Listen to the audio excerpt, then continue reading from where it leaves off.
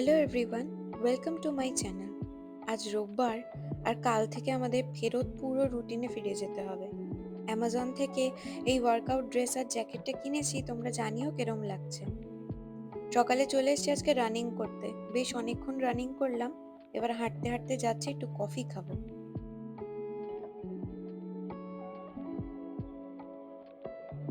কাল থেকে শুরু হচ্ছে অনিরুদ্ধের অফিস আর আমার পড়াশোনা। সেকেন্ড সেমিস্টার স্টার্ট হয়ে যাচ্ছে, কাল থেকে ক্লাসগুলো সব স্টার্ট হয়ে যাবে। তাই আজ বাড়ির প্রচুর কাজ আছে যেগুলো গোছাতে হবে। তবে তার আগে আজকে কফি খেতে গিয়ে হঠাৎ মনে হলো অনেক দিন আমাদের টেবিল টেনিস খেলা হয় না। প্রায় 7-8 মাস হয়ে গেল। 7-8 মাস পর হাতে ব্যাটটা নিয়েছি। দুজন মিলে খেলে এত ভালো লাগছে কি বলবো।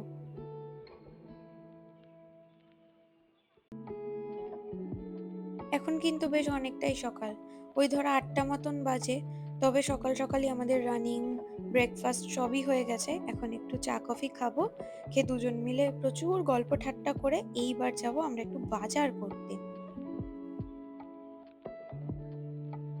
আসলে কোথাও ঘুরতে যাওয়ার আগেই আমি ফ্রিজটা একেবারে প্রায় খালিই করে যাই। তো ফেরত এসে কিছু খাবার আর থাকে না, এসে পরের দিন ইমিডিয়েটলি বেরোতে হয় বাজার করতে।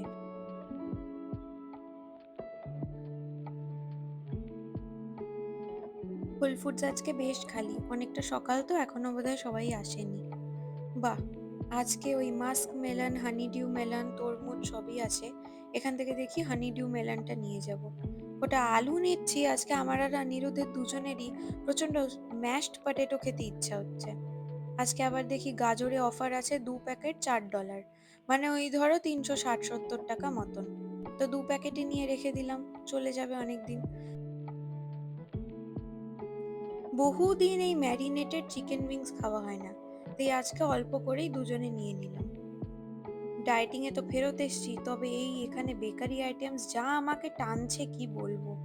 চোখের সামনে এরম ভালো ভালো ব্রেড, তার সাথে এরম কেক, কি করে যে আটকাবো বলো তো।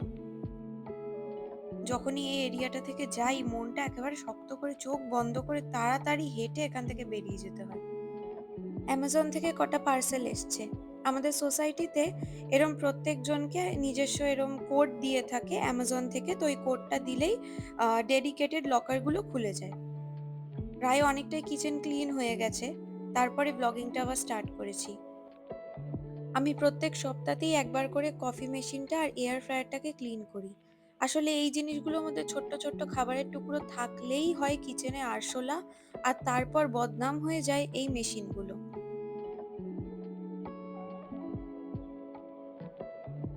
আজকে পুরো কিচেনের ডিপ ক্লিনিং এর দায়িত্ব পড়েছে আমার, আর তার সাথে আমি আরেকটা দায়িত্ব নিয়েছি। এই যে ক্রিসমাস ট্রিটাকে আজকে উঠিয়ে রাখবো। হলিডে সিজন শেষ, ক্রিসমাস ট্রিটা চোখের সামনে দেখলে না মোটেই আর রুটিনে ফিরতে ইচ্ছা করে না। মাথায় যেন মনে হয় এখনো ছুটি চলছে। তাই এইটাকে আজকে ফেরত জায়গায় রাখতে হবে। আর অনিরুদ্ধের দায়িত্বে পড়েছে পুরো ঘরের ভ্যাকিউম ক্লিনিং। আর তার সাথে আমরা যে হাইকিং করেছি জুতোগুলোতে একেবারে কাদা লেগে গেছে। তো সেগুলো শু পাউচ আমি ইন্ডিয়া থেকে কিনে এনেছি, সেগুলোর মধ্যে জুতো দিয়ে ওয়াশিং মেশিনে দিয়ে দিলে জুতো হয়ে যায় একেবারে ক্লিন। তোমরা যদি জানতে চাও কিভাবে ওয়াশিং মেশিনে জুতো ক্লিন করি বা প্রোডাক্টের লিংক আমাকে কমেন্টে জানিও, আমি তোমাদের দিয়ে দেবো। খুবই সুবিধা হয়। এক এক করে ক্রিসমাস ট্রি থেকে অর্নামেন্টস গুলো নামিয়ে নিচ্ছি। আর এই বাক্সটা না, আমাকে অনিরুদ্ধ বলেছিল রেখে কোনো লাভ হবে না, কিন্তু আমি রেখে দিয়েছিলাম। আবার যত্ন সহকারে প্রত্যেকটা অর্নামেন্টস গুছিয়ে যাতে ভালো করে রাখতে পারি। প্লাস্টিকে রাখলে এগুলো প্রত্যেকটা গ্লিটার ঘষা খেয়ে খেয়ে উঠে যাবে।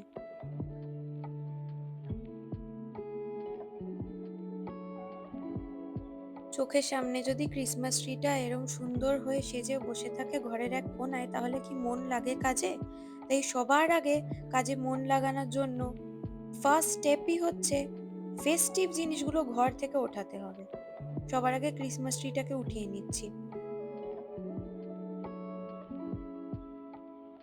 আমি আসলে হ্যাবিটেই পড়ে এরম অনেক জিনিসেরই বাক্স আমি রেখে দিই। ফেরত যখন আমাকে রাখতে হয় সেই বাক্সেই সুন্দর গুছিয়ে রাখি। এই হ্যাবিট এসছে আমার মা বাবার থেকে।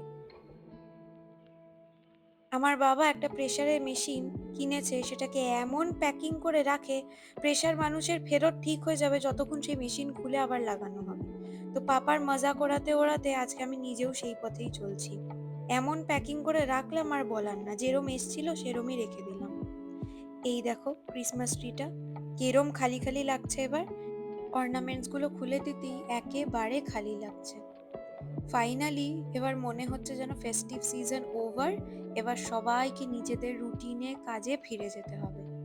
এই গাছটাকেও ফেরত আবার যেরকম প্যাক করার করে রাখছি, এটারও বাক্স রেখে দিয়েছি। আবার গোটা একটা বছর পর এই প্যাক করা ক্রিসমাস ট্রি আর ক্রিসমাস ট্রি এর অর্নামেন্টস বের করা হবে। ততদিন থাকবে সুন্দর কাবার্ডের এক কোণায়।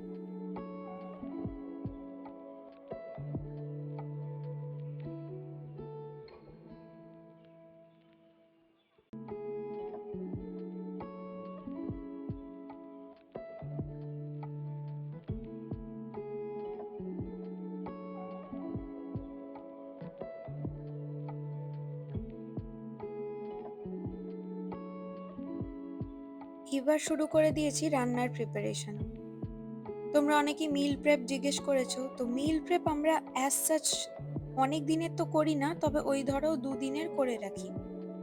তার প্রথম স্টেপ হচ্ছে আমি ভাতটা ধুয়ে বসিয়ে দিলাম, আর এখানে যত গাজর আছে অনিরুদ্ধ ওই 2 দিন 2.5 দিনের মতন কেটে একটা এয়ারটাইট কন্টেনারে রেখে দেবে। আজকে ভাতটা হালকা একটু পোলাও স্টাইলে বানাচ্ছি, তবে চিনি ঘি কিছুই দেইনি।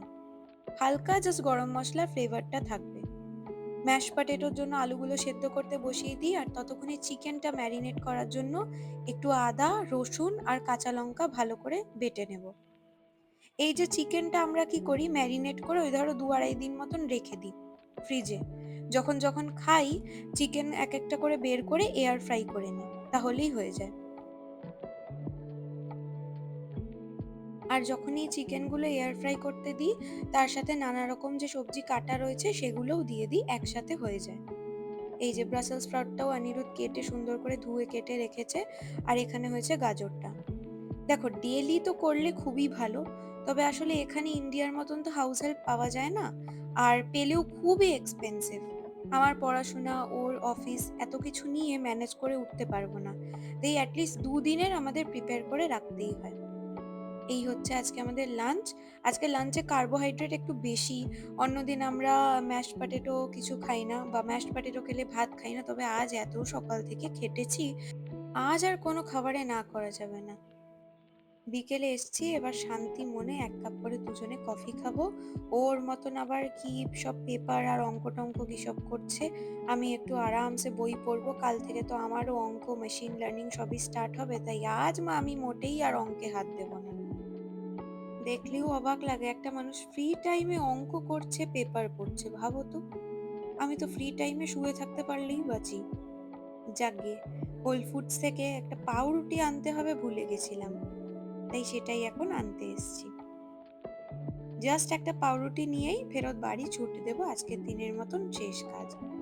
পাউরুটির সামনে আজকে আবার দেখলাম হোল ফুডস এই নতুন এই ব্রেড কাটিং মেশিনটা লাগিয়েছে। তো যেহেতু আমরা সাওয়ারডো ব্রেড গুলো নেই, এগুলো 2 দিন পর একটু শক্ত হয়ে যায়, আর কাটতে খুব মুশকিল হয়, তো ভাবলাম এখান থেকে কেটে নিয়ে যাই, সুন্দর স্লাইসও হবে আর আমাদেরও সুবিধা হবে।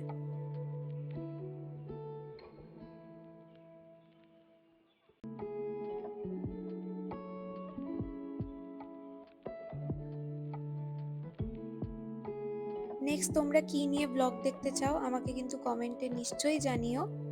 চলো তাহলে, দেখা হচ্ছে পরের ব্লগে। আজকের ব্লগটা যদি ভালো লেগে থাকে তাহলে একটা সাবস্ক্রাইব করে দিও।